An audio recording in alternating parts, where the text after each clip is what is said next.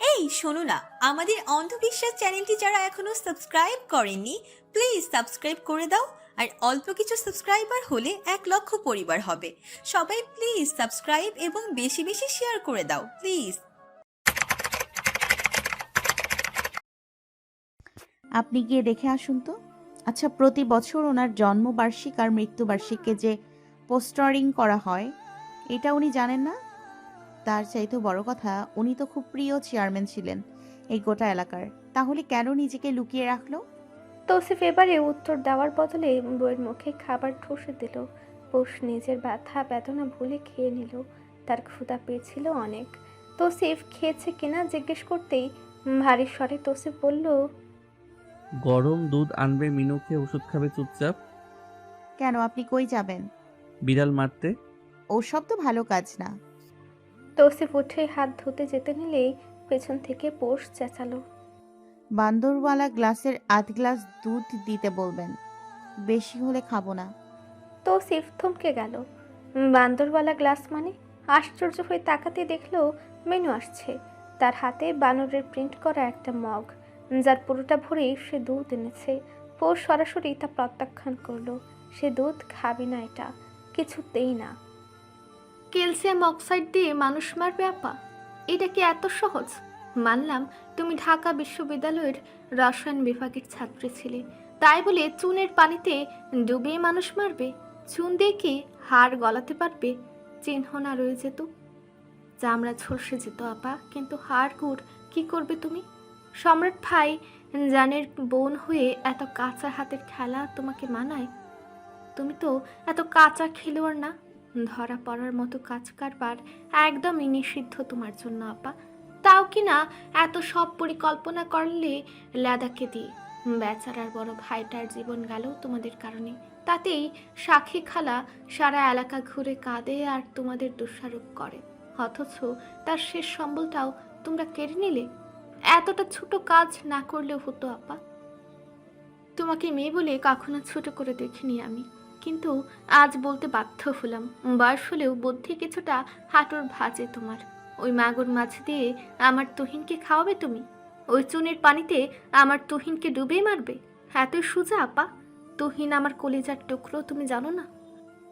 আমার কলিজায় যে হাত দিলে, এখন যদি আমি তোমার হাত মাগুর মাছের পুকুরে ডুবিয়ে রাখি, আজ খাওয়ার হাত তোমার, তাতে যদি আবার চুন ঢেলে দিই, কেমন হয় আপা?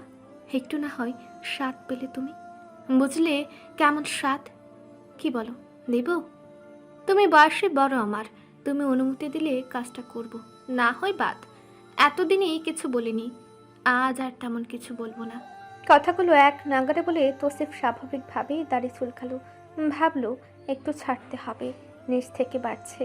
একদম সাইজ মতো না থাকলে তার সমস্যা হয়, একটাও এদিক ওদিক হতে দেওয়া যাবে না। বইয়ের সামনে একদম পরিপাটি থাকা চাই তার। এদিকে ঠিক বিপরীত সোফায় বসা তাহমিনা নিজের বাম হাত দিয়ে ডান হাত চেপে বসে আছে। এই রাতে যে তৌসিফ চলে আসবে তা ধারণা করতে পারেনিও। তুহিনকেও মারতে চেয়েছিল, ব্যবস্থা করেছিল। সবটা জেনে শুনে তৌসিফ চুপ ছিল। তাহলে আজ কেন এলো? পরশুর জন্য? ওই 2 দিনের মেয়ের জন্য? রাত বাড়তেই ঠান্ডা বাড়ছে। টিনের চালের ঘর বলে ঠান্ডাটা একটু বেশি এখানে। তৌসিফ তাহমিনার দিকে তাকিয়ে বলল, ঠান্ডা লাগছে আপা? তাহমিনা ঢুক গিলল, কিন্তু বুঝতে দিল না। উঠে ঘরে গিয়ে একটা ছাই রঙা চাদর এনে দিল তৌসিফকে। ভাঁজ খুলে গায়ে দিতে তৌসিফ সেটা জড়িয়ে বসল। তাহমিনা আস্তে করে জিজ্ঞেস করলো, রাতে খেয়েছিস? ডাল আছে, ডিম ভেজে ভাত দেই। দাও।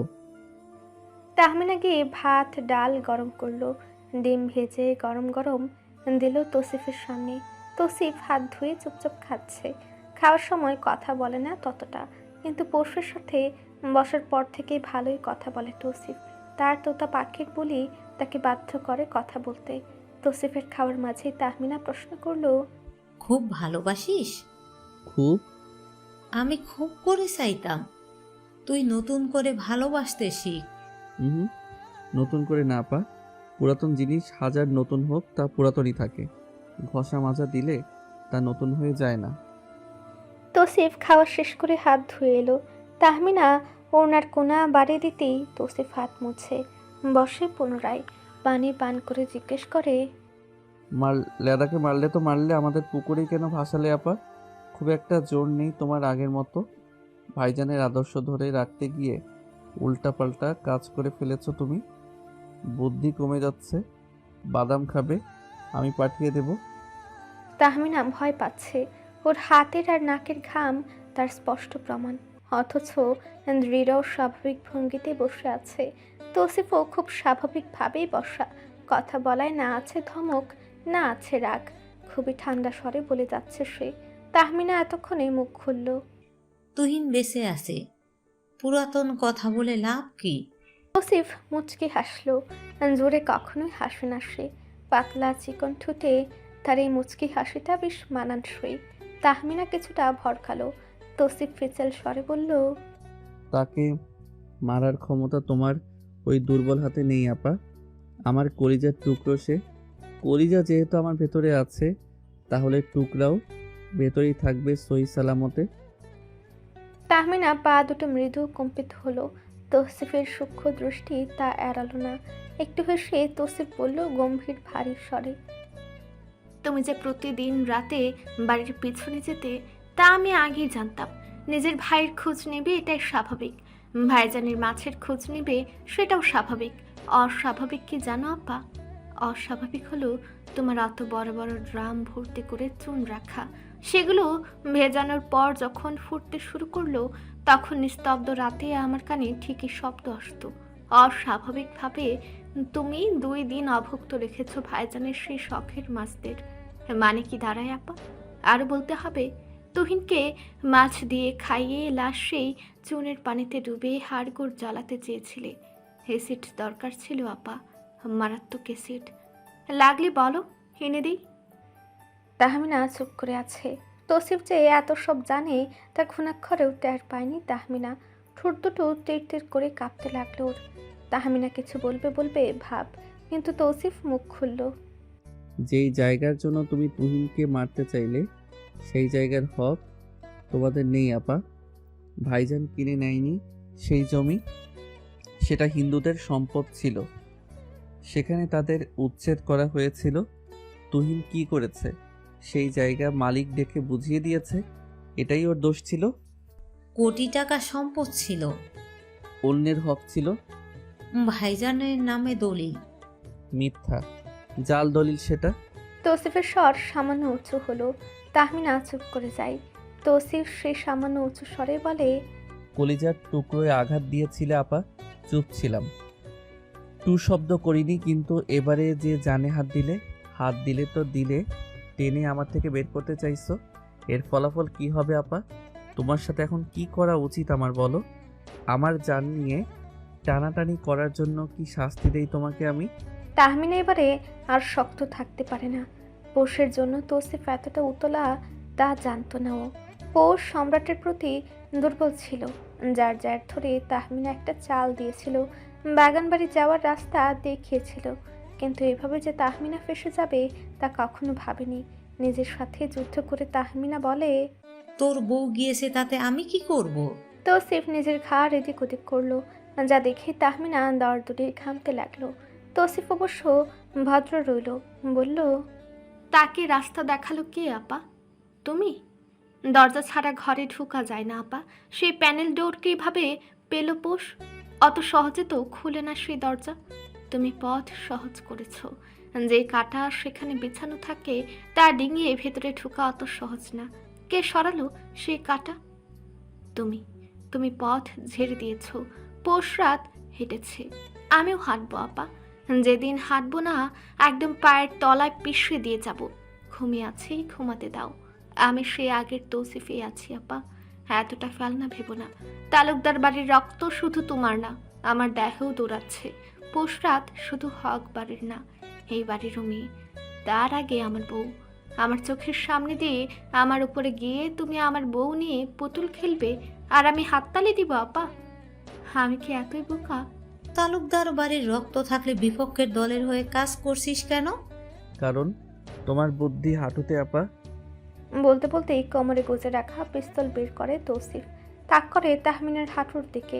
খুব স্বাভাবিকভাবেই বলে, বুদ্ধি যদি হাঁটুতে আটকে যায় তাহলে হাঁটুতে ঢিল দিতে হয় আপা। একটা বুলেট ঢুকলেই ঢিল পাবে। অনুমতি দাও, শুধু একটা বুলেট ছাড়বো। তৌসিফের হাতে গ্লক 26। এত ছোট্ট পিস্তলটা লুকিয়ে বহন করার জন্য খুব জনপ্রিয়। তাহমিনা চুপ করে গেল একদম। তৌসিফ ধীরে ধীরে তার দিকে ঝুঁকে হাঁটুতে ঠেকালো সেই পিস্তল। তাহমিনার কণ্ঠ রোধ হয়ে এলো, চোখ বুজে নিল সন্তর্পণে। ভেসে উঠল সেদিন রাতের দৃশ্য, যখন লেদা টানছিল তুহিনের জ্ঞান হারা দেহটাকে। লেদা বেঁচে থাকতো, যদি বেইমানি না করতো তাহলেই বেঁচে থাকতো। তাহমিনা এত টাকা দিয়ে কাজ করাতে গেল, অথচ শেষ মুহূর্তে লেদা না করে দিল। তৌসিফ ওদের অনেক উপকার করেছে। তুরাগ এখনো মাসে মাসে টাকা পাঠায় ওর মাকে। তাহমিনা তখন দিক বেদিক শূন্য হয়ে যায়। ততক্ষণে তুহিনের সামান্য জ্ঞান ফিরছিল। তাই তো দৃশ্যে হারা হয়ে লেদাকে পানিতে ধাক্কা মারে তাহমিনা। তুহিন বাঁচলেও যাতে লেদা না বাঁচে, অন্ততপক্ষে যাতে তাহমিনার নাম না আসে। জোরে জোরে শ্বাস টানে তাহমিনা। তৌসিফ উঠে বেরিয়ে গিয়েছে সেখান থেকে। তাহমিনা শুধু ওর পেছনটা দেখল। ছায় রঙা শালটার শেষ অংশটুকু মিলে গেল সেখান থেকে। তাহমিনা মুখ চেপে ধরল, বসে রইল থম মেরে। হঠাৎ করেই উঠে দৌড়ে নিজের ঘরে চলে এলো। তাদের বংশ শুধু তৌসিফরা 3 ভাই কেন বহন করবে? কেন তারা করবে না?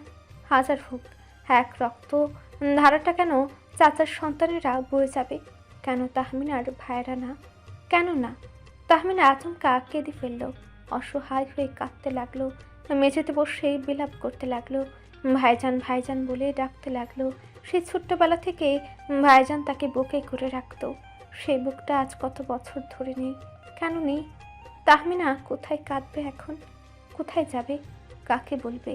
ওর কান্নায় পাশের ঘর থেকে সাহারা ডাকতে লাগলো মেয়েকে। তাহমিনা উত্তর দিল না। সে শুধু ডাকতে লাগলো তার ভাইজানদের। ভোরের আলো আজ সজাগ করতে পারেনি পোষকে।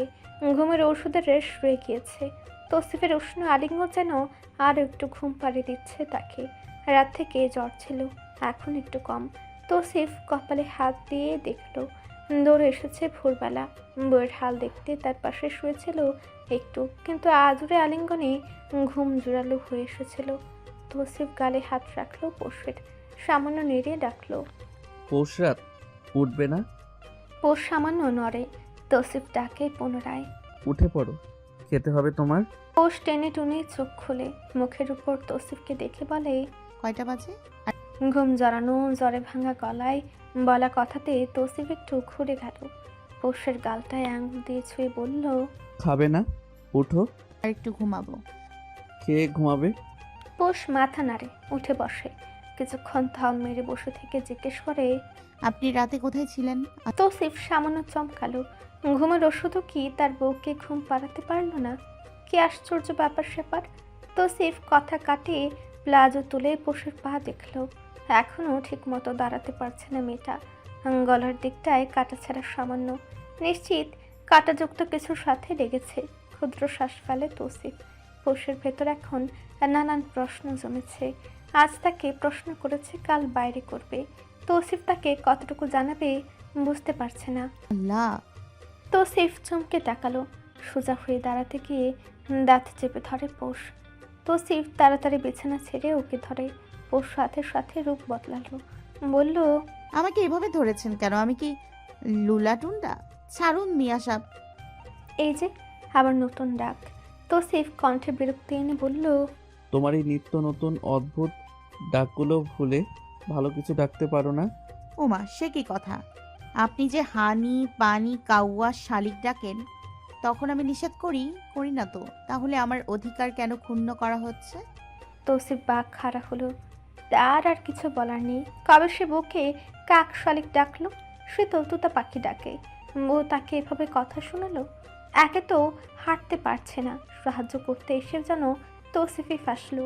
এই একমাত্র মেয়ে যে তাকে এভাবে ফাঁসালো, আর তৌসিফও হাসি মুখে মাথা নত করে দিল তাকে ফাঁসাতে।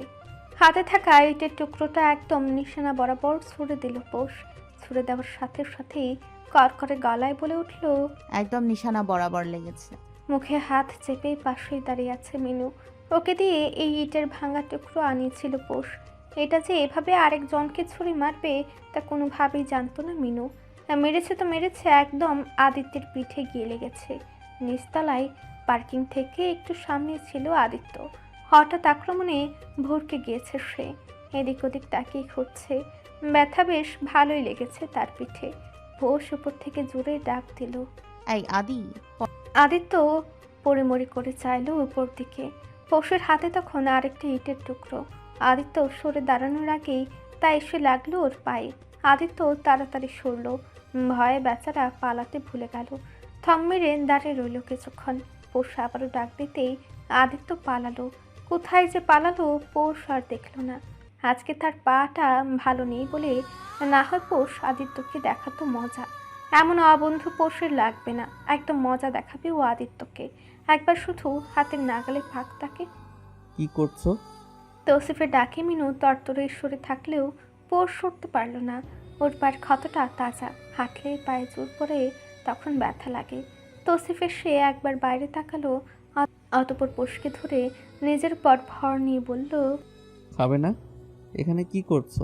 পরে খাবো। শুনুন, আমি ভার্সিটি যাব আজকে। আজ? এভাবে কিভাবে যাবে? পোশরাত পা দিয়ে হাঁটতেই পারছো না? আপনি তাহলে কোন কাজের? কোলে তুলে বউকে দিয়ে আসবেন, আবার কোলে তুলে নিয়ে আসবেন। সরাসরি খুঁতা দিল পোষ। তৌসিফকে নিজের কাছাকাছি নিয়ে শুধালো, এই কথাটাই একটু নরম সুরে আদর মেখে বলতে শুনতে কত সুন্দর লাগতো। এখন কি বিষ মেখে বলেছি? না, আমারই দোষ। চলো, খাবে? তৌসিফকে বিছানায় বসালো। মুখের সামনে খাবারের প্লেট নিতেই পোষ কিছুটা বাজ খায় গলায় বলল, আমাকে এভাবে খাবার কেন দিচ্ছেন? হ্যাঁ, আমার কি হাত নেই? টেবিলে বসে খাবো। এখানেই খাও, কষ্ট করে হাঁটাচলা করার প্রয়োজন নেই। কেন খাবো এখানে? আমি বাইরে খাবো। আপা কোথায়? আমার হাতে সময় কম পোশরাত, তোমার এখনো শাস্তি বাকি, বুঝলে? চুপচাপ খেয়ে নিবে। হা করো। পোষ দাঁত দিয়ে দাঁত কামড়ে রাখলো। তৌসিফ এবার ওর গালে হাত রাখলো। আলতু হাত বুলিয়ে বলল, খেয়ে নাও ঝটপট, ওষুধ খেতে হবে। ওসব ছাতা মাথা আমি খাই না। বলে নিজেই নিজের খাবার খেতে খেতে জিজ্ঞেস করলো, আপনি খেয়েছেন? প্রোটিন শেক নিলাম একটু আগে। তাহলে খেয়ে নিন এখন। আমি মেনুকে বলি নাস্তা দিতে। প্রয়োজন নেই, তুমি আগে খাওয়া শেষ করো। পোষ অবশ্য খেতে পারল না। তৌসিফকে ছাড়া এভাবে খাওয়াটা সম্ভব হলো না তার। নিজের হাতে খাবার নিয়ে তুলে দিল তৌসিফের মুখে। আগের ভঙ্গিতেই বলে উঠল, এত খাবার কি আমি খেতে পারি একা? একটু খেয়ে কমিয়ে দিন। তৌসিফ বউকে ফেরায় না, চুপচাপ খায়। তারফা দরজায় আসে তখন। বাইরে থেকে অনুমতি চাই। তুষু, আসবো? আসো আপা। হাতে চা নিয়ে ঢুকে তাইফা। তৌসিফ তাকে বসতে দেয়। তাইফা চা রেখে বসতে বসতে এক পলক দেখে পৌষের তৌসিফকে খাইয়ে দেওয়ার দৃশ্যটা। মন ভরে দোয়া করে তা দেখে। তার মেঝো ভাইটার সংসারটা এখন বড় হোক। তাইফা ভাবলেও পৌষের সাথে ভালো মতো কথা বলবে। সে তো চলেই যাবে। পৌষকে একটু মানিয়ে যেতে পারলে ভালো হয়। তৌসিফ যখন শেষ লোকমা খেয়ে উঠল, পৌষ তখন বাকিটুকু নিজে খেয়ে বলল, আমি এগুলো রেখে আসি আপা, আপনি বসুন। মিনু নিয়ে যাবে, হাত ধুয়ে ফেলো তুমি। তৌসিফ বলতে বলতেই মিনুর আগমন ঘটে। ওর বোয়াদের জানায় কি রাখতে হবে। তৌসিফ যখন বাথরুমে ঢুকে তখনই তাইফা মুখ্যম সুযোগ পায়। তার জানা আছে তার ভাই এখন মুখের যত্নে বেশ সময় লাগাবে। তাইফা চায়ের চুমুক দিয়ে পশুর পায়ের খবর নেয়। কাঁথাটা সরিয়ে পা দেখে সাবধানও করে। কথায় কথায় তাইফা বলে, তুই ভালো আছিস তো সোনা তুষুর সাথে? পৌষ প্রথমে বুঝে না, পরক্ষণে হেসে ফেলল। চা শেষ করে ঝলমলে গলায় বলল, খুব। গাল লাল করে দিয়েছে তুষু ভাই। তাইফা ওর গালে হাত বুলালো, আদর করে বলল, খুব চিন্তিত ছিল। তুই রাগ করিস না পোষ। রাগ করিনি আপা, তুষু তোকে খুব ভালোবাসে। জানি, আমাকে বলেছিল। তাইফা সন্তুষ্ট হলো। ফের আর জিজ্ঞেস করলো না পোষ ভালোবাসবে কিনা। নিজের মতো করে বলল, তুষু তোকে খুব ভালোবাসে পোষ। আমি নিজের চোখে দেখে গেলাম ওর গতকালের পাগলামো। এতটা উতলা শুধুমাত্র তোর জন্যই ও। আগে কখনো এমন দেখিনি। ও এতটা সহজভাবেও কখনো কারোর সাথে কথা বলেনি। সব সময় রাগী গম্ভীর ছিল এর স্বভাব। তোর সাথে এতটা সহজ। তোদের এই ভালোবাসাটা আরেকটু বড় করে নেশো না। এবারে বাচ্চা নিয়ে নে। তোদের দুজনেরই বয়স হয়েছে বাচ্চার জন্য। তোর অনার্সও তো বেশি দিন বাকি নেই, এখন হলেও হবে। আমি এসে 6 মাস পেলে দিয়ে যাব। ওসব নিয়ে একদম ভাবিস না। পোষ শুনল, মনোযোগ দিয়ে শুনে বলল। আচ্ছা। তাইফা সন্তুষ্ট চিত্তে তাকিয়ে দেখলো পোষকে। তার বুকের ভেতর থেকে চাপ কমলো যেন। পোষকে জড়িয়ে ধরলো নিজের সাথে, কপালে চুমু খেয়ে বলল, আল্লাহ তোদের সংসার ভরপুর করে দিই। আমিন। বিকেল তখন 4:22। তালুকদার বাড়ির চারপাশে যেহেতু গাছগাছালি আর পুকুর ঘিরে, তাই এদিকটায় ঠান্ডাটা যেন একটু বেশি। বিকেল হতে শীত শীত লাগা শুরু হয়। পোষের শরীরটা আজ গরম, চোখ দুটো টেনে খুলতে পারছে না একদম। শরীর সামান্য ব্যথা তখনও। কলিং বেলের শব্দ কানে এসেছে 2বার। উঠতে গিয়েও আর ওঠাটা হয়নি। পা নড়ানোটা কষ্টকর হয়ে যাচ্ছে। মাথাটা বালিশে রেখেই চোখ বুজে রাখলো পোষ। চোখের কার্নিশ পেয়ে গড়িয়ে পড়লো কয়েক ফোঁটা পানি। সেই পানিটা মুছে দিল একটা নরম হাত। ফট করে চোখ খুলে পোষ। বিহার হাতটা তখনও ওর গালে। হুড়মুড়িয়ে তখন ভেতরে আসে একসাথে 5 জন। তাদের মধ্যেও বড়জনই চিন্তিত বেশি। বাকিরা বোধ হয় জানে না তাদের আপা এতটা অসুস্থ। হেমন্তের চোখে মুখে উদ্ভ্রান্ত এক ভাব, যা দেখে পোষ হাসলো। হাসতে গিয়ে তার চোখ দুটো ছোট ছোট হয়ে এলো। হেমন্ত ওর মাথায় হাত রেখে ডাকলো, পোষ, বাচ্চা আমার, কি হয়েছে তোর? পৌষের ঠোঁটের হাসি গাঢ় হলো। হাত বাড়িয়ে দিল ইনি মিনির দিকে। 2 বোন হইচই করতে করতে বিছানায় লাফিয়ে পড়লো তাদের আপার বুকে। ফোঁস হাসে, ইশারায় পিহাকে ডাকে। পিহার চোখে পানি। সে আপার মাথাটার কাছটায় নিজের কপাল রাখে। ছত্র গিয়ে বসে পৌষের বাম পাশে। ডান পাশটায় জ্যৈষ্ঠ বসে বোনের হাত চেপে ধরে। পৌষ হেমন্তের দিকে তাকিয়ে উত্তর করে, কিছু হয়নি হেমু ভাই, বান্দর দেখতে গিয়ে বাঘের দৌড়ানি খেয়ে এসেছি। কথাটা বলেই পোষ হাসছে। বোনের হাসিতে ইনি মিনিও হাসে। পোষ জিজ্ঞেস করে, ভাবি এলো না? ফুপি হবি তো তুই, আর একটু সময় যাক, আসবে। পোষ এক দৃষ্টিতে তাকিয়ে রইল। কথাটা বুঝতে সময় লাগলো তার 2-3 সেকেন্ড। বুঝে আসা মাত্রই লাফিয়ে উঠে পোষ। 5 ভাই বোন সহ ছিটকে উঠতেই পা টনটন করে উঠে ওর। হেমন্ত ধমক দিল জোরে। থাপড়ে তোর আক্কেল ঠিক করবো আমি। পোষ, এত নড়িস কেন? শান্ত থাকা যায় না? পোষ হাসি মুখে গাল পেতে দিল। হেমন্তের মন চাইল বোনটার গালে আদর করে দিতে। তৌসিফ তাকে জানিয়েছে সবটা। গালের ছাপটা এখনো দৃশ্যমান, তবে সামান্য। আচ্ছা, হেমন্ত হাত বোলালে কি খারাপ দেখায় বিষয়টা? কেউ কি সেজু চাচির মতো অপবাদ দিবে তার পৌষকে? সাহস করে হাতটা আর বাড়াতে পারে না হেমন্ত। এই কষ্ট তার আজীবন রয়ে যাবে। হেমন্ত বয়ে বেড়াবে এই অক্ষমতা। সম্পর্কের এক তীব্র পিষ্ঠন। পিহা গিয়ে পোষের পা সামান্য সোজা করতে নিলেই পেছন থেকে তৌসিফের কণ্ঠ শোনা গেল, পা ধরো না পিহা, আমি দেখছি। বাড়ানো হাতটা পিহা গুটে নিতে তৌসিফ এগিয়ে এলো। কাঁথার নিচে হাত ঢুকিয়ে পা সামান্য উঁচু করে নিচে বালিশ দিতে পিহা বলল, দুলা ভাই, আবার তো জ্বর।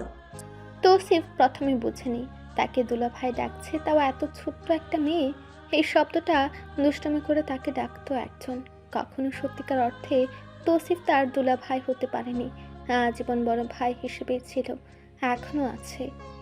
তুলা ভাই, তুমি তুই দিলে? তৌসিফ এবারে বেশি চমকালো। এই 2 ছোট তুতা তাকে আগেও দুলা ভাই বলে ডেকেছে। স্পষ্ট ডাকটা আজ পিহা ডেকেছে। তৌসিফ কিছু বলবে তার আগেই জ্যৈষ্ঠ জিজ্ঞেস করলো, দুলাভাই, আপনি দেখেননি আপার জ্বর? চৈত্র বোনের হাত নিজের গালে রেখে বলল, হাতটা তো ঠান্ডা দুলা ভাই। হা হা। তৌসিফ যেন চমকাতে ভুলে গেল। এতগুলো বাচ্চা কাচ্চার দুলাভাই কিনা তৌসিফ? ভাবা যায় সবগুলো কেমন করে হিসেব নিকেশ চাইছে তার কাছে। হেমন্ত আস্তে করে বলল, ডাক্তার দেখিয়েছিল ভাই। তুমি দুলাভাই ডাকলে না? তৌসিফের কণ্ঠে মশকরা ভাব টের পেল হেমন্ত। হেসে উত্তরে বলল, আপনার সম্বন্ধী হই ভাই আমি। তৌসিফ নিজেও হেসে ফেলল। পৌষের কপালে হাত ছুঁয়ে কিছুটা সন্দেহের দৃষ্টিতে তাকিয়ে বলল, দুপুরেই তো জ্বরের ওষুধ খেলো, তবুও কমলো না। বলতে বলতে ফোনটা হাতে নিয়ে কল লাগায় ডাক্তারকে। পৌষ বিরক্ত হয়েও হয় না। তার জীবনের সবটুকু সুখ তার কাছে এখন। হেলান দিয়ে বসে ও বুকে জড়িয়ে রাখে ইনিমিনিকে। এই দুটোকে জন্মের পর থেকে পেলে পুষে বড় করেছে পোষ। হেমন্ত একটু সামনে বসে থেকে উঠে যায়। আড়ালে তৌসিফের হাতে কিছু কাগজপত্র দিয়ে বলে, এগুলো সব ব্যাংকে জমা আছে ভাই, আপনার কাছে আমানত রইল। প্রয়োজন ছিল না হেমন্ত। আমার ছিল ভাই, আমার পোষের হক এটা, আদায় না করলে আখিরাতে ঠকে যাব। তৌসিফ হেমন্তের কাঁধে হাত রাখলো। সামান্য হাসলো হেমন্ত। তৌসিফ নিজে তদারকি করে বুয়াদের দিয়ে রান্না বান্না করালো আজ। বাসায় থেকেই কাজ করছে সব। তার বউ অসুস্থ। ভালোবাসতে গিয়ে যে তৌসিফ এমনভাবে ফাঁসবে তা কে জানতো? জানলে কেমন মারাত্মকভাবে তৌসিফ ভালোবাসতো, অন্তত একটু কম বাসতো। ঘর ভর্তি বাচ্চাদের দৌড়াদৌড়ির সাথে কথাবার্তার শব্দে মুখরিত চারপাশ। তৌসিফের ভালো লাগলো। তারা ছোট থেকে যৌথ পরিবারে বড় হয়েছে। এখনই না দায়ে পড়ে এমন একা থাকতে হয়। তৌসিফের স্বপ্ন তার পরিবার বড় হবে। পোষটা তাকে একটু মন দিলেই তাদের ঘরটাও ভরপুর হবে। শীতের আগমন হয়েছে বিধায় ধরনের বুকে রাত নামে এখন খুব দ্রুত। রাত 9টা নাগাদ সবাই চলে গিয়েছে। আজ ইনিমিনি খুব কেঁদেছে। পোষের বুকে লেগে থেকেছে। চৈত্র থেকে পোষ জানলো আজ অনেকদিন পর এভাবে খাচ্ছে দুই বোন। ছোট চাচি খাওয়াতে পারে না, একদম না খেতে চাইলেই মাঝে মধ্যেই টুকটাক মায়ের খায় যমজ দুটো। পোষের মন চাইলো দুটোকে নিজের কাছে রেখে দিতে। বুকে পাথর বেঁধে ধমকে বাড়ি পাঠিয়েছে। তৌসিফ একবার অবশ্য বলেছিল ওদের রেখে যেতে, পোষ সরাসরি না করে দিয়েছে। অন্যের বাচ্চার উপর চাইলেই অধিকার ফলাতে পারে না পোষ। তৌসিফ নিজে গিয়ে গেট অবধি কুলে করে দিয়ে এসেছে দুই শালিকে। কিছুক্ষণ আগেই ডাক্তার এসে পায়ের ব্যান্ডেজ পাল্টে দিয়ে গিয়েছে। দাঁত খিঁচেছিল পোষ। একবার অবশ্য মন চাইছিল সব টেনে টুনে খুলে ফেলতে। এসব আলগা ঝামেলা তার বিরক্তি লাগে। ডাক্তারের সাথে তৌসিফ বেরিয়েছে। নিচের অফিসে কোনো এক মিটিং চলছে এত রাতে। পোষ খোঁড়াতে খোঁড়াতে জানালার পাশে এলো। শীতের রাতে যদি শীতের বাতাসই না পেল তাহলে কেমন শীত এলো। থাইটা সামান্য খুলে তাকালো বরাবর। গাছপালায় ঘেরা এদিকটা, বাড়ির পেছন দিক। এখনও পোষের মনে হাজারো প্রশ্ন। সম্রাট চেয়ারম্যান নিয়ে কত শত প্রশ্ন। উত্তর দিতে কেউ রাজি নয়। তৌসিফ নিজেও কিছু বলছে না। তাহলে কে বলবে তাকে? তাহমিনা? পোষ জানে তাহমিনা তাকে উত্তর দেবে, তাকে দিতেই হবে। কেন সে পোষকে আগে জানালো না সম্রাট জীবিত? জীবিত হয়ে থাকলে ওই কবরটা কার? হঠাৎ কিছু নড়তে দেখে পোষ চমকায়। তার দৃষ্টিশক্তি ভালো। মনে হচ্ছে কেউ বাড়ির পেছন দিকে যাচ্ছে। গাছের কারণে তা স্পষ্ট দেখাও যাচ্ছে না। পোষ মনোযোগ দিল। যখনই গাছ পেরিয়ে ভেতর দিকে মানব ছায়াটি আগালো, তখনই পোষ স্পষ্ট দেখল একটা মেয়ে যাচ্ছে ওই দিকে। পোষ যতটুকু পারল খেয়াল করার চেষ্টা করলো। এটা তাহমিনা আপা না। তিনি শুধু সাদা বা ওই জাতীয় রং পরেন। এমন গাঢ় লাল রঙের কাপড়ে কে বা হতে পারে? পোষ গভীর ভাবনায় পড়ল। হঠাৎ কাঁধে কারো হাতের উপস্থিতির সামান্য আত্মা কাঁপে দিল তার। তৌসিফ রাতে জানালা খুলতে নিষেধ করেছিল তাকে, তবু সাহস জুগিয়ে পেছনে ঘুরে পোষ তৌসিফের দিকে না তাকিয়ে প্রশ্ন করে, ওই বাগান বাড়ির দিকে একটা মেয়ে যাচ্ছিল, কে এসে? পোষের প্রশ্নের উত্তর বরাবরের মতোই এড়িয়ে গেল তৌসিফ। শাসন করার ভঙ্গিতে বলল, তোমাকে রাতে এই জানালা খুলতে বারংবার নিষেধ করি আমি। নিষেধ কেন শুনবো আমি? বলে তৌসিফের হাতটা সরিয়ে দিল নিজের থেকে। প্রত্যাখ্যান দেখল তৌসিফ। চোয়াল শক্ত হয়ে এলো তার। তীক্ষ্ণ বাজ পাখির ন্যায় চোখ মেলে তাকে রইল। তাকেও কেউ এভাবে প্রত্যাখ্যান করতে পারে তা যেন ভাবনার বাইরে ছিল। পোষ বিয়ের এতগুলো মাসে কখনো তাকে এভাবে সরিয়ে দেয়নি, কখনোই না। মন থেকে হোক বা না হোক, পোষ তাকে মেনে নিয়েছে। মেনে নেওয়াটা যতটুকুন সুখ তৌসিফকে দিয়েছে তার চাইতে কয়েক গুণ বেশি আঘাত যেন আজকের মুহূর্তটা তাকে দিল। কেন দিল? তৌসিফের অন্তরস্থ সত্তা উত্তরে বলল, তখন ভালোবাসা ছিল না, এখন আছে। ভালোবাসা প্রত্যাখ্যান এমনই হয়, ভীষণ তিতকুটে স্বাদ। তৌসিফ তা হজম করল নিঃশব্দে। পোষের ডান হাত ধরে শক্ত চোয়ালে বলল, শুনতে তুমি বাধ্য পোষরাত। আপনার বউ বলে? অস্বীকার করার তো সুযোগ নেই। করছিও না, তবে আপনার বা আপনাদের এসব কালো অধ্যায় খুব ভালো কিছু বয়ে আনবে বলেও মনে হচ্ছে না। তৌসিফ কথা কানেই তুলল না। পোষের হাত ধরে খুব যত্নে আনলো বিছানা পর্যন্ত। বিছানায় বসে প্লাজো তুলে পা দেখল কিছুক্ষণ। সাদা গজ কাপড়ের উপর আঙ্গুল বলিয়ে দিতে গিয়ে সূক্ষ্ম এক ব্যথা যেন সে নিজে অনুভব করলো। তৌসিফ নিজের উপর নিজে ইদানিং কালে অবাক হচ্ছে। এমনটা হওয়ার কথা ছিল না, কিন্তু হচ্ছে। একবার না, বরং বারবার হচ্ছে। পোষ নামক এই খুব সাধারণ মেয়েটার কাছে সে হেরে যাচ্ছে, অথচ ভেঙে গিয়ে তৌসিফ নিজেকে খুব শক্ত করে গড়েছিল। এখন শক্ত এই তৌসিফকে যে পোষ এভাবে নরম করে ফেলবে, নিজের প্রতি তা কোনোদিন ভাবেনি তৌসিফ। দিনকে দিন ও যেন মাত্রাতিরিক্ত নরম হচ্ছে পোষের প্রতি। না হয় আজ এই মুহূর্তে তৌসিফের হাতের দুটো চর পোষ খেত, শুধুমাত্র কথা না শোনার জন্য। পোষের পা থেকে হাত সরাতে গিয়ে টের পেল পা দুটো ভীষণ শুষ্ক। তৌসিফ হাত বুলিয়ে বলল, নিজের একটু যত্ন নিলেও তো পারো পোশাক। হাত পায়ের কি অবস্থা? শীত আসছে, কেমন শুষ্কতা ত্বকে। সরিষার তেল লাগিয়ে নিবনে, ঠান্ডা বাড়লে। সরিষার তেল? তৌসিফ সামান্য অবাক হয়ে প্রশ্নটা করেও বোকা বনে গেল। পোষ মুখ ছামটা দিয়ে বলল, অত আলগা পিড়িত আমার নেই, বুঝেছেন? সরুন। তৌসিফ সরল না, উঠে গেল। কিছুক্ষণ পর লোশনে নিয়ে যত্ন করে 2 হাত পায়ে মেখে দিতে দিতে বলল, তুমি দেখে বেঁচে যাচ্ছ হানি, বারবার বেঁচে যাচ্ছ। তোমার জায়গায় অন্য কেউ হলে এইভাবে বাঁচত না। আমার জায়গায় অন্য আর কাকে চাইছেন? আছে নাকি কেউ? তৌসিফের কপালে ভাঁজ পড়ল। ডান হাতের আঙ্গুল দুটো দিয়ে টোকা দিল পশুর নাকে। পোষ সরু চোখে তাকালো। তৌসিফের মুখটা ভালো মতো দেখে বলল, আমাকে নিয়ে আফসোস হয় আপনার? শুধুমাত্র এটিম আর ফুপির মেয়ে বলে মেনে নিয়েছেন, তাই না? অন্য কেউ হলে এভাবে অন্তত আগলে রাখতেন না। আমাকে নিয়ে আফসোস হয় আপনার? শুধুমাত্র এটিম আর ফুপির মেয়ে বলে মেনে নিয়েছেন, তাই না? অন্য কেউ হলে এভাবে অন্তত আগলে রাখতেন না। না কারোর মুখের কথায় বদনাম হবে বলে আমাকে বিয়ে করতেন। বদনাম হওয়ার ভয় তো আমি কোনো কালেই পাইনি পোশরাত। না জানি কোন কালে কোন আকাম করে রেখেছেন আপনি। অকাজ আমি কোনো কালে করিনি হানি। আর রইল ব্যাপারটা তোমাকে ঘিরে, তার উত্তর তো আমি নিজেও পাই না। কতটাই না অলিখিত ছিল সেই সময় যখন তোমার প্রেমে পড়লাম আমি। নিজের অজান্তেই সবটা হয়েছে হানি। দেখো আমাকে, ঠিক কতটা অবনতি আমার। আমি সেই ভালোবাসা প্রকাশ করে বেড়াচ্ছি, অথচ তুমি ফিরতে আমাকে শূন্যতা বই কিছুই দিচ্ছ না। আমি কতটাই না মূল্যহীন তোমার কাছে, যে আমার কথার বিপরীতে যেতেও তুমি দুবার ভাবো না। তৌসিফ যথাসম্ভব পুনরায় নিজের অনুভূতি প্রকাশ করে ফেলল, অথচ এটা তার স্বভাব জাত থেকে সম্পূর্ণ বিপরীত। কথার মার পেছে আবার পোষকে এসব থেকে দূরে থাকতে বলল, অথচ পোষের মাঝে আবেগ অনুভূতির ছিটে ফোটারও দেখা মিলল না। বরং খুব সন্দিহান কণ্ঠে জিজ্ঞেস করলো, কি ব্যাপার? আজ এতবার হানি হানি ডাকছেন কেন? মতলব তো সুবিধার না আপনার? আচ্ছা, আপনি কি জানেন আমার মধু ঠিক কতটা অপছন্দ?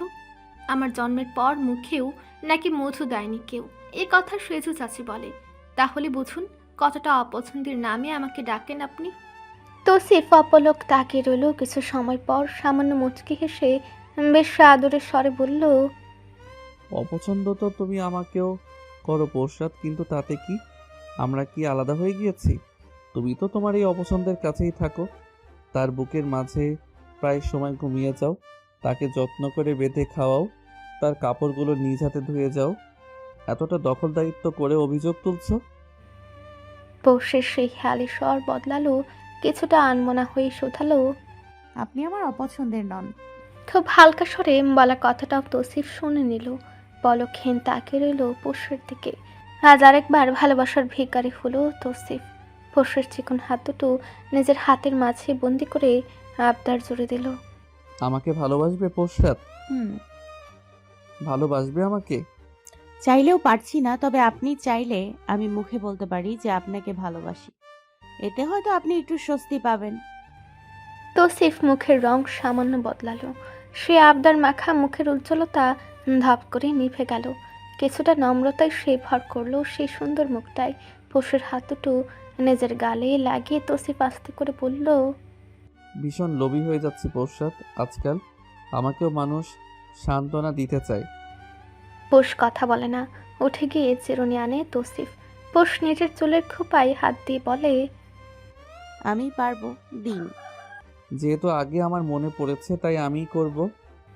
তৌসিফ এই কাজগুলো জোর খাটিয়ে করে, পোষ রাজি না হলেও করে। এই মেয়েটা এমন হলো কেন? তার ভেতরের মায়া নামক অনুভূতিবোধ কি শুধুমাত্র ভাই বোনদের জন্য, আর কারোর জন্য না? কথাটা ভাবতে গিয়ে তৌসিফ হিংসুক হয়ে উঠল।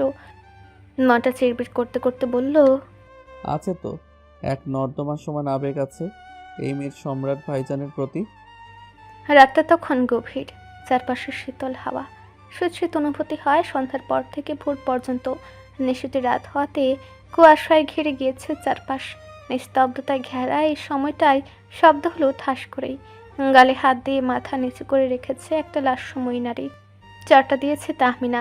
রাগে কাঁপতে কাঁপতে তাহমিনা মেয়েটার চুল চেপে ধরে আচমকা মৃদু আর্তনাদ করে উঠে সে। হেসে সে তাহমিনা বলে, কত টাকা বল, কত টাকা দিয়ে আনিয়েছি তোকে?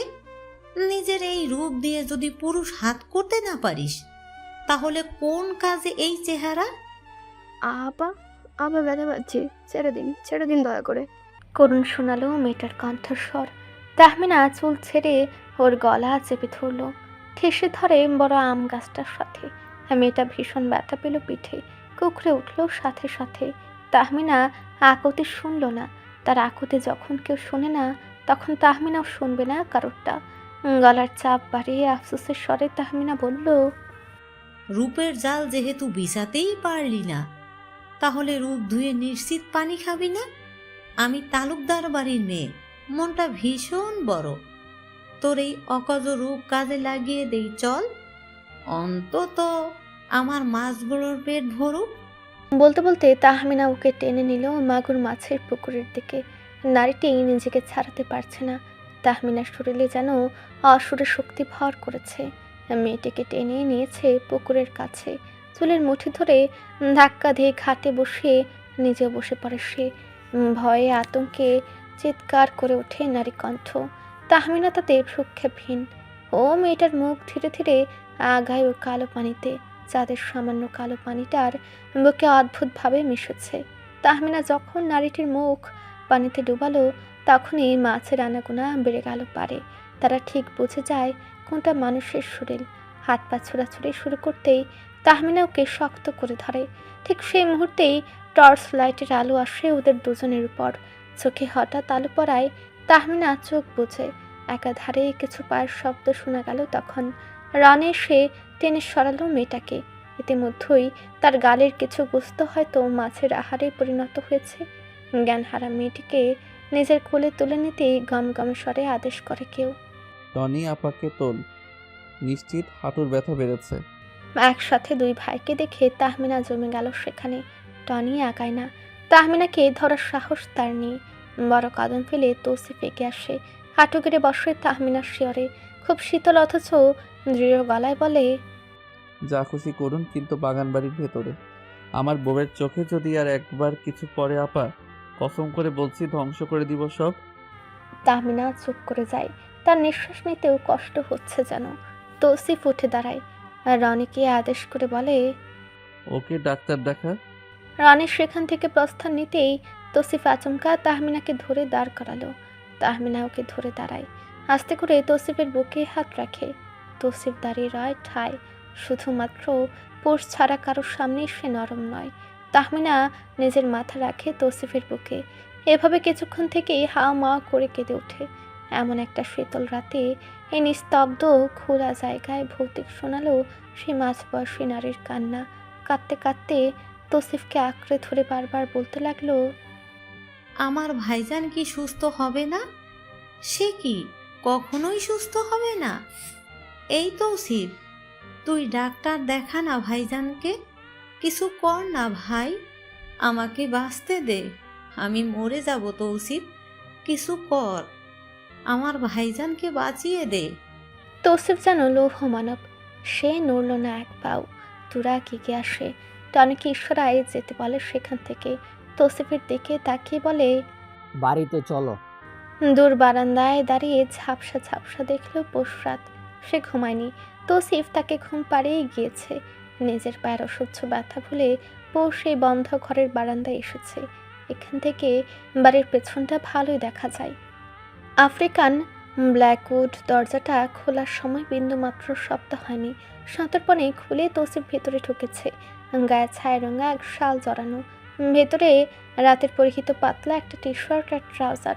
সবেমাত্র তাহমিনাকে বাসায় দিয়ে তৌসিফ ঢুকেছে নিজের ফ্ল্যাটে। খুব সামান্য হলদেটে আলো জ্বলছে ড্রয়িং রুমে। তৌসিফ নিজের রুমে যেতে পা বাড়াবে তখনই মনে হলো এখানে কেউ আছে, কেউ থাকার কথা না। তবু মনে সন্দেহবশত তৌসিফ পা ঘুরিয়ে ড্রয়িং রুমে তাকালো। সোফায় এক পা ভাঁজ করে নিজের ভাঙা পা নাড়িয়ে যাচ্ছে পোষ। সাক্ষাৎ ভূত বাদে তাকে আর কিছু মনে করার কথা না কোনো সাধারণ মানুষের। তৌসিফের বুকের ভেতর মৃদু চিলিক দিল। পোষের এখানে থাকার কথা না এখন। তাকে বেভোর ঘুমে রেখে গিয়েছিল তৌসিফ। কখন উঠেছে সে কে জানে। রাতে খাওয়ার অভ্যাস তার, কিন্তু তাই বলে এখানে এভাবে তো থাকার কথা না। তৌসিফ সুইচ টিপে দিতে দিতে প্রশ্ন করলো, এখানে এ সময় কি করছো পোষরাত?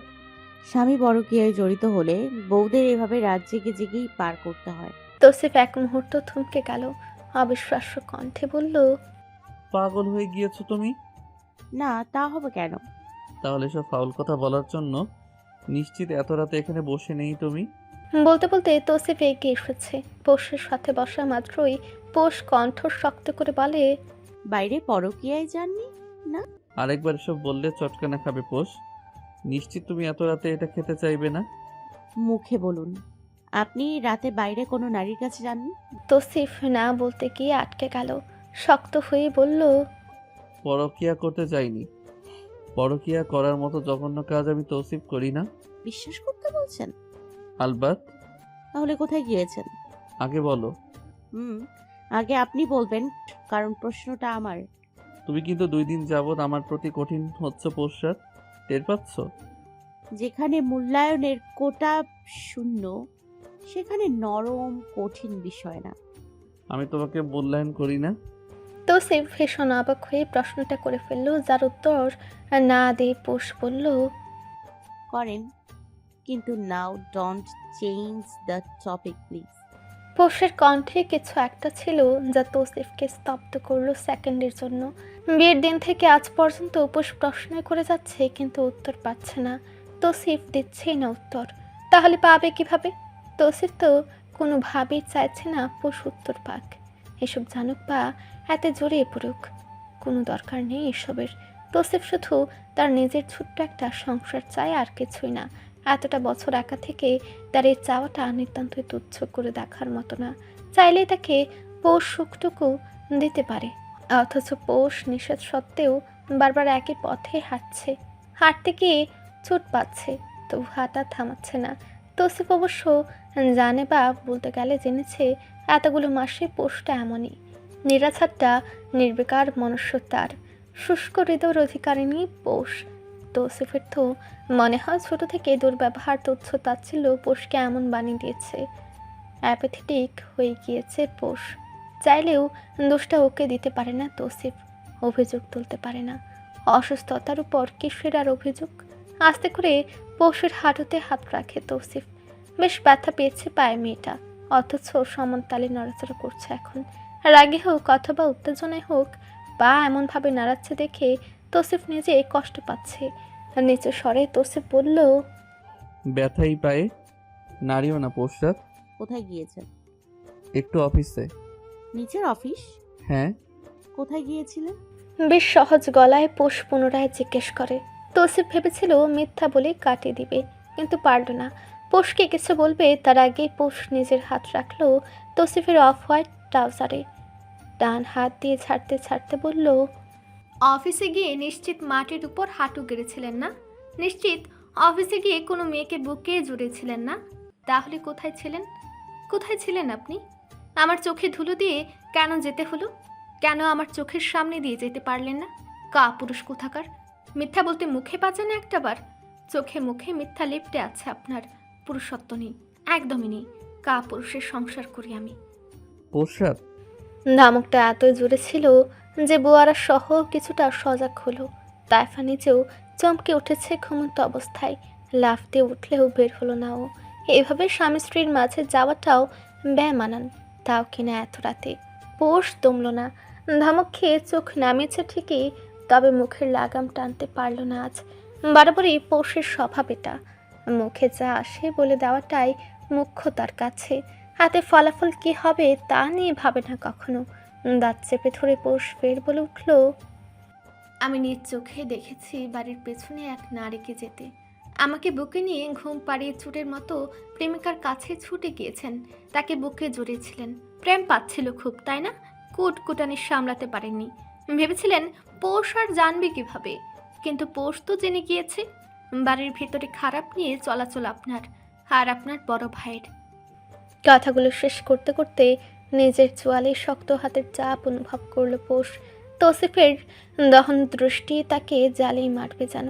চোয়ালে চাপ দিয়ে তৌসিফ শক্ত করে আদেশ করলো, দাঁত ছাড়ো। দাঁত চেপে কথা বলবে না আমার সাথে। পৌষ ঠায় শক্ত হয়ে রইল। তৌসিফ যেন ক্ষণে ক্ষণে অবাক হচ্ছে এই মেয়ের সাহস দেখে। পৌষ 2 হাত দিয়ে তৌসিফের বুকে ধাক্কা দিয়ে আরেকবার শুধু উচ্চারণ করলো, কাপুরুষ। তৌসিফ হাত তুলে ফেলল তাৎক্ষণিকভাবে। চর খাওয়ার জন্য প্রস্তুত পৌষের গালে অবশ্য চর পড়ে না। তৌসিফ ওর বাহু ধরে টেনে তুলে। পৌষ নড়ে না, অনড়ভাবে বলতে থাকে, যাব না আমি। আজ হয় উত্তর, না হয় না হয় কি করবে তুমি? আপনার থেকে ছুটি। এমন মিথ্যা সংসারে লাথি মেরে চলে যাব আমি। তৌসিফ এবারে ওকে সোজা টান দিয়ে তুলে ফেলল। পা মটমট করে উঠে পৌষের। ব্যথায় যেন অবশ হয়ে আসতে চায়। তৌসিফ থামল না, ওকে টেনে রুমে নিয়ে দরজা বন্ধ করে দিল। পৌষ ঝাঁঝালো গলায় বলল, কি মারবেন? মারবেন আমাকে? মেরে একদম পুরাতন প্রেমিকের কাছে পৌঁছে দিব। প্রেমিক না আমার, সে জীবিত আছে এখনো। কবর দেখায়নি? জীবন তো আমি দেখিনি। তৌসিফ এগিয়ে এলো। পৌষ এবারে খুব সামান্য ভয় পেল, তবে প্রকাশ করলো না। তৌসিফ ওকে শক্ত করে ধরে বসিয়ে দিল বিছানায়। প্লাজো তুলে দেখলো রক্ত বেরিয়ে গিয়েছে পা দিয়ে। কোনো মেয়ে মানুষ এতটা কঠিন হয় বলে তৌসিফের জানা ছিল না। ওর কি ব্যথা লাগছে না? তৌসিফ ব্যান্ডেজ খুলে নতুন করে বাঁধলো। নিজে গিয়ে ট্রাউজার বদলে এলো। এইসব ময়লায় গা খিটখিট করে তার। হেসে দেখলো পশু আগের মতোই বসে আছে। তৌসিফ এবারে ওর সামনে বসলো, হাত দুটো ধরে জিজ্ঞেস করলো, কয়বার কাপুরুষ ডেকেছো আমাকে? যতবার ডাকা উচিত ছিল। আমি ওই ডাক্তার যোগ্য না পোশরাত? ওই বেটি কে ছিল? হ্যাঁ, কে ছিল? ধরবেন না আমাকে আপনি।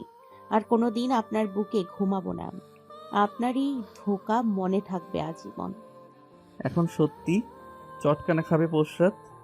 সত্যি বলতে এত গরিমস কে করে? তালুকদার বাড়ির রক্তে এত মিথ্যা কিভাবে জীবিতকে সহ মৃত বানিয়ে দিন আপনারা? আমার চোখ মিথ্যা দেখেনি। গল্প শুনবে একটা? মন গড়া মিথ্যা শোনার শখ আমার নেই। মিথ্যাই যদি সুখ থাকতো তাহলে মিথ্যাই বলতাম, কিন্তু আমাদের মিথ্যাই তো সুখ নেই পোশরাত, না আছে সত্যি সুখ। আমাদের সূচনা ঠিক যতটা আলোয় আলোকিত, উপসংহারের তার চাইতে কয়েক গুণ বেশি তমসার পর্দা। পর্দা তুলে দেখুন, হতে পারে আলো লুকিয়ে আছে। তৌসিফ ব্যথা তোর হাসলো। পৌষের কোলে আচমকা মাথা দিয়ে বলল, তুলেছি তো, এই যে পর্দা তুলতেই তোমাকে পেলাম। তোমার চাইতে উজ্জ্বল আলো আর কি হতে পারে আমার নিকট? পৌষ মোহাচ্ছন্ন হচ্ছে। তৌসিফ হারাচ্ছে অতীতে। ঠিক তত বছর আগে, যত বছর আগে পৌষের জন্ম হয়নি, ঠিক তত বছর আগে, যত বছর আগে তৌসিফ প্রথম বুঝেছিল কোনো সাধারণ পরিবারে না, বরং এক রাজনীতির ঘরনায় জন্ম তার, যার শুরু এবং শেষ শুধুমাত্র ক্ষমতা। পৌষ তৌসিফের গালে হাত রাখলো। ইচ্ছে করে তৌসিফকে উত্তেজিত করেছে পৌষ। আর তার শুনবার পালা। পৌষ জানতে চায় কি আছে এই বিশাল বাড়িতে।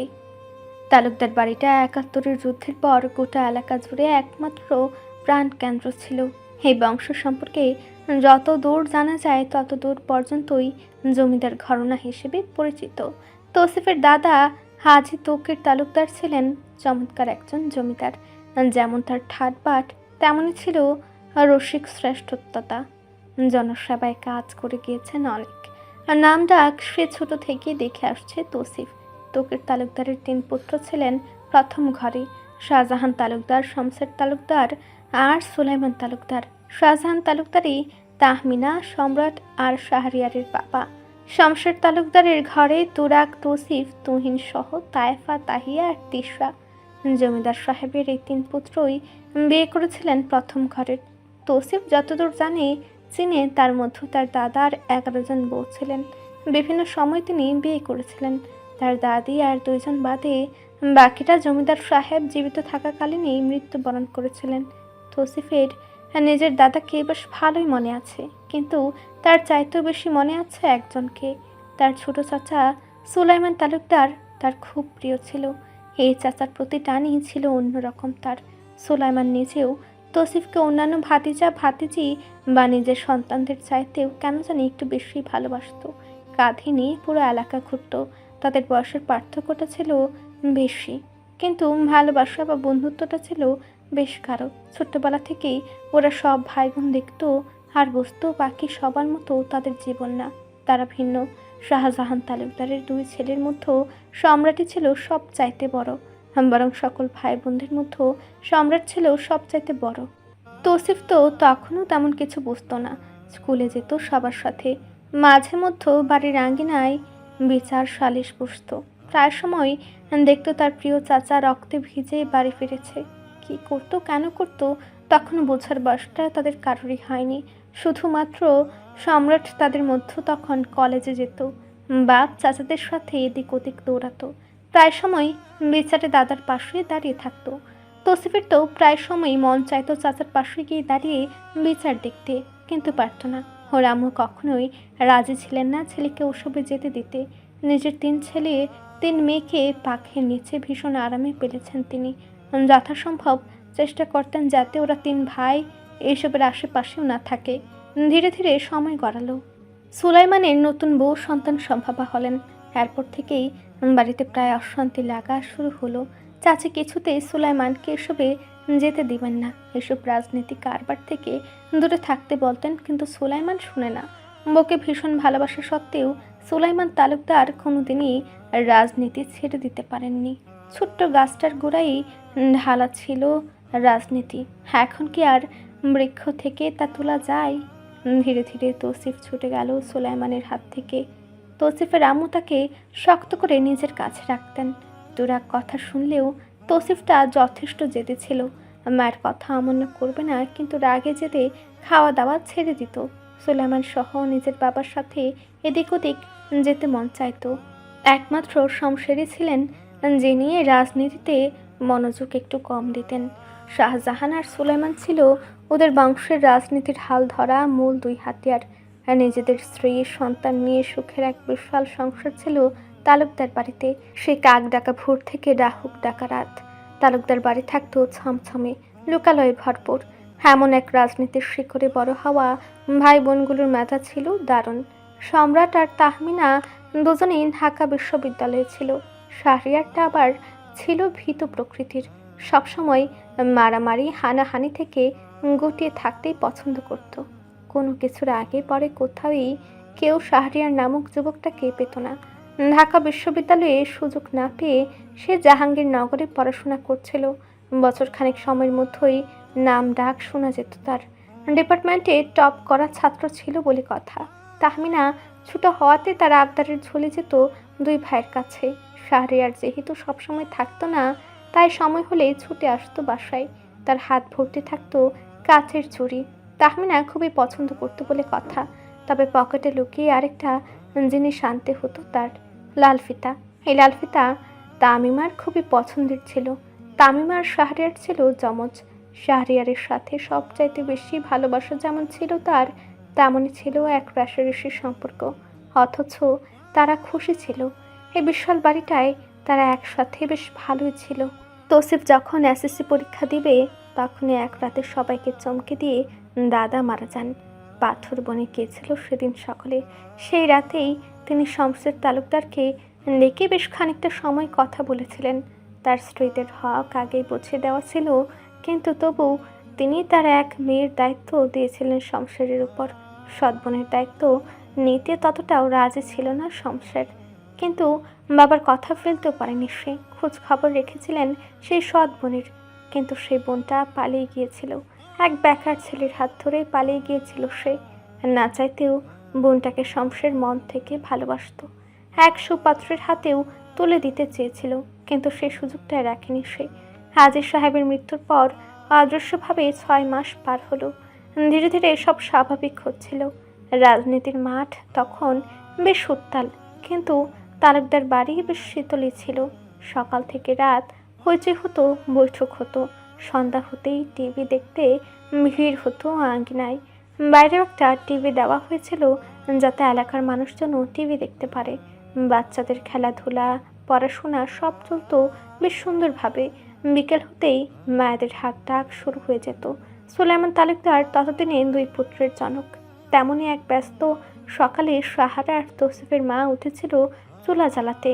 সুলাইমানের বউ বাচ্চাদের কান্না থামাতে ব্যস্ত। সদর গেট খুলতেই চোখে পড়ে সুলাইমানের দেহ। সাদা শার্টের পুরোটাই লাল, কুপিয়ে হত্যা করা একটা দেহ যার মুখ বাদে চেনার উপায় নেই। বাড়ির 2 বউ চিৎকার করে ওঠে। স্কুলে যেতে বাচ্চারাও তখন উঠেছিল। তুরাগ, তৌসিফ সবার আগেই দেখেছিল তাদের চাচার দেহখানা। চাচি বেরিয়ে এসে প্রথমে কিছু না বুঝলেও জ্ঞান হারিয়ে ফেলেন। তৌসিফের মা দৌড়ে ভেতরে আসেন, গলগলে বমি করতে থাকেন। তখন তিনি 8 মাসের গর্ভবতী। তুহিনের পর না চাইতেও যেন সন্তানটা চলে এসেছিল। পুরো বাড়ি জুড়ে তখন শোকের ছায়া। সুলাইমানকে স্পষ্ট খুন করা হয়েছিল। বিষয়টা দলীয় সবাই জানত। প্রধানমন্ত্রী পর্যন্ত খবর পৌঁছালো। খবরের কাগজে পৃষ্ঠার পর পৃষ্ঠা লেখা হলো, কিন্তু বিচার সেটা হলো না। সবাই যখন জানে খুনিকে, খুনি নিজেই যখন লাশের খাট বহন করে, তখন তো আর বিচার চাইতে আইন লাগে না। সম্রাট সেদিন খাটিয়া বহন করা খুনিকে দেখেছিল খুব কাছ থেকে।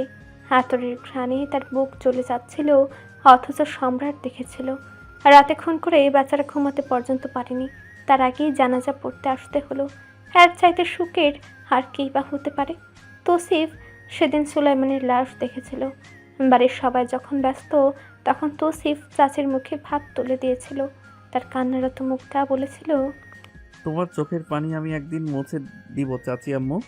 সে কিশোর তৌসিফের বুকে চাচি কেঁদেছিল। তার 2 সন্তান নিয়ে সে রয়ে গিয়েছিল ওই নিষ্ঠুরতম পৃথিবীতে। রাত প্রায় 12টা বেজে 20 মিনিট। তৌসিফ পড়ার টেবিলে বসে ঝুমছিল। পাশে ছোট্ট তুহিন ঘুমিয়ে। 1 কাপ চা নিয়ে ওর রুমে ঢোকে ওর মা। তৌসিফ দেখে তার মাকে। লম্বা কোমর সমান চুলগুলো বেনি গাঁথা। সুন্দর মুখটা দেখলে মনটা হালকা লাগে। তৌসিফ চায়ের কাপ নিয়ে মায়ের হাত ধরে আস্তে করে বসায় বিছানায়। নিজে হাঁটু গেড়িয়ে তার সম্মুখে বসে প্রশ্ন করে, এত কষ্ট করতে গেলে কেন আম্মু? আমার কলিজা যে পড়ছিল তাই। এক কলিজার কথা ভাবলে হবে? আমার কলিজা যে কষ্ট পাচ্ছে। পৃথিবীতে আসার আগে এত টান? আমার মনে হয় এবারে বোন হবে আম্মু। তুমি বোন চাও আব্বু? চাই তো, তিশার মতো পাজি না, তবে একদম ঠান্ডা একটা বোন চাই, তামিমা আপার মতো। মায়ের সুন্দর হাসিতে তৌসিফও হালকা হেসেছিল। আধ রাত পর্যন্ত পড়ে মায়ের পায়ে তেল ডলে উঠেছিল জানালা বন্ধ করতে। তখনই চোখ পড়ে ঘাটলার দিকে। লুঙ্গি পরিহিত সম্রাট একের পর এক ডুব দিচ্ছে। হারিকেন হাতে সিঁড়িতে দাঁড়িয়ে আছে তাহমিনা। তৌসিফ কেন জানি দৌড়ে বাড়ি আসে। ঘাট পাড়ে আসতে দেখে সম্রাট উঠছে। তৌসিফ ডেকে ওঠে, ভাইজান। তাহমিনা চমকায়, তবে সম্রাট হাত বাড়িয়ে ডাকে। ভেজা উন্মুক্ত শরীরে তৌসিফ দেখে তার ভাইকে। সুদর্শন এক যুবক তার ভাই। সম্রাটের বরফ শীতল হাত তৌসিফকে জড়িয়ে ধরে নিজের বুকে। শক্ত করে জড়িয়ে ধরে ফিসফিস করে বলে ওঠে, তোর প্রিয় সুলাইমান চাচার লাশ দাফন সম্পূর্ণ হয়েছে তৌসিফ। আজ 4 দিন ভাই। সম্রাট ওকে ছাড়ে। তৌসিফ অবুঝ হয়ে দাঁড়িয়ে থাকে। সম্রাট শুকনো লুঙ্গি জড়াতে জড়াতে বলে, মাটি চাপা ছিল, ওটা বোকা, দাফন হয়েছে। হারিকেনের আলোয় সম্রাটের গলায় যখন দেখে তৌসিফ, সম্রাট হাসে। ধীরে ধীরে শব্দ গাঢ় হয়। চিৎকার করে বলে, রক্তের বদলে রক্ত দিয়েছে আমি, গুনে গুনে কুপিয়েছি, খুনের বদলে খুন করিয়েছি আমি। তৌসিফ অবিশ্বাস্য চোখে তাকিয়ে থাকে। তার ভাইজান, তার সম্রাট ভাইজান খুন করেছে, কিন্তু তার বিশ্বাস হচ্ছে না। তার ভাইজানের হাত তো কলম ধরে, কি সুন্দর মতির দানার মতো লিখে। এই কলম ধরা হাত খুন কিভাবে করে? রাতের তখন একদম শেষ প্রহর চলমান। কুয়াশায় ঢাকা চারপাশ। ঠান্ডাটা রাত হতেই বেড়ে ওঠে। ব্যথায় মৃদু শব্দ করে পোষ। তৌসিফ এক পলক তাকায় পোষের মুখের দিকে, পরপরই চোখ সরে নেয়। তার বউয়ের মতো তেরা বউ আর কারো আছে বলে মনে হয় না। তখন তৌসিফ বাসায় ঢুকে দেখেছিল রাগের বশে পোষ নিজের ভাঙা পা ইচ্ছে মতো দোলাচ্ছিল। ব্যান্ডেজ দিয়ে রক্ত বেরিয়ে প্লাজো সহ ভিজে উঠেছে। সে ব্যান্ডেজ খুলেই নতুন করে ব্যান্ডেজ করেছে তৌসিফ। স্বাভাবিকভাবেই এই মুহূর্তে পোষ বাদে অন্য কোনো মেয়ে থাকলে কেঁদে ভাসিয়ে ফেলত। কাদাটাও স্বাভাবিক, টাটকা রক্ত গড়াচ্ছে, ভালোই জখম। সেখানে তৌসিফ অপারগতায় স্যাভলন দিয়ে মুছে দিচ্ছে। ওর নিজেরই ড্রেসিং করতে গিয়ে কলিজার পানি শুকিয়ে যাচ্ছে। এদিকে দাঁত চেপে পোষ ঠায় বসে আছে। ব্যথা পাচ্ছে অথচ প্রকাশ করছে না। কেন করছে না তৌসিফ তা এখন বুঝে, তাই জোর করে না। ছোট ছোট ব্যথায় যখন বাচ্চাটা ধরে মায়ের কোলে চড়ে কাঁদত, বাবাদের কাঁধে চড়ে সামান্য ব্যথা নিয়ে কত শত অভিযোগ করত, সেখানে পৌষ হয়তো নিজের বড় বড় ব্যথা নিয়েও কারো কাছে যাওয়ার সুযোগ পায়নি। নিয়মিত ভালোবাসার গল্প শুনতে এবং পড়তে আমাদের অন্ধবিশ্বাস চ্যানেলটি সাবস্ক্রাইব করে পাশে থাকা বেল আইকনটি ক্লিক করুন। ধন্যবাদ সবাইকে।